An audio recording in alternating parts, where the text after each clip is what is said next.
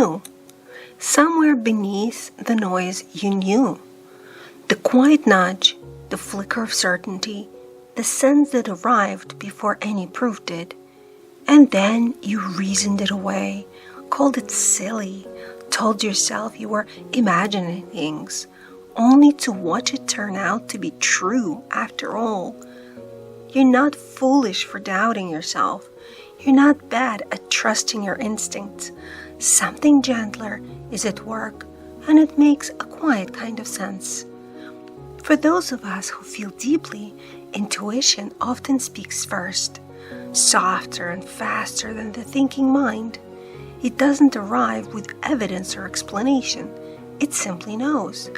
And because it cannot prove itself, the mind steps in to question it, asking for reasons the knowing was never meant to give. Somewhere along the way, you may have learned to trust logic over feeling, to believe that only what can be explained is real.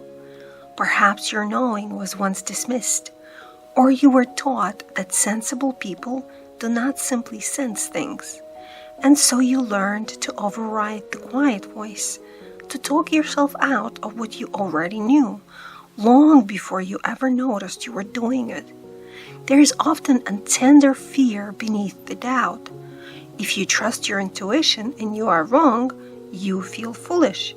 And so it can feel safer to dismiss it, to stay in the comfort of reasons, than to risk following a knowing you cannot defend. Yet each time you override it, the voice grows a little quieter, and the trust grows a little harder to reach. Sometimes this doubt is older than this life.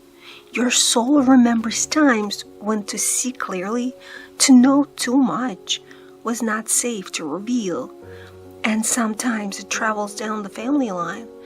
Those who learned to silence their own knowing, arriving in you now, ready at last to be gently reclaimed. Your doubt was never a lack of wisdom. It is a deep knowing that simply learned to distrust itself, waiting quietly to be believed again. Here is something you may wish to try the next time a quiet knowing rises and the mind moves to explain it away.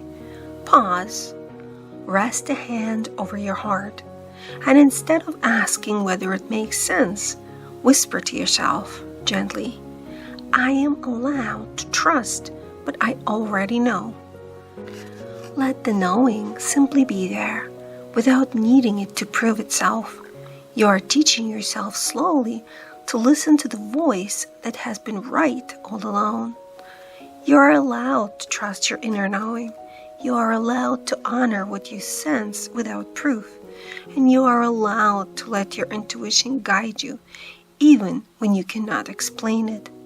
And you do not have to reawaken this trust all on your own.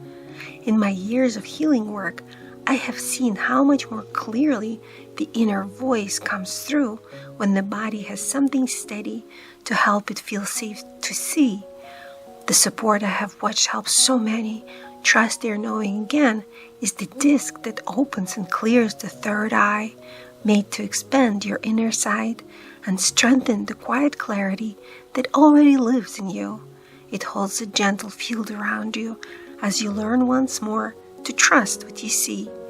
If something in you has been longing for that kind of clarity, I've shared more about it and where to find it at AnnaMerkabaHealing.com. Your doubt was never a flaw. It was a knowing that learned to question itself, waiting for you to believe it once again. And the very fact that you notice how often it was right is the beginning of trusting it fully. You were never wrong to sense what you sensed. You have always known more than you let yourself believe. Thank you for listening.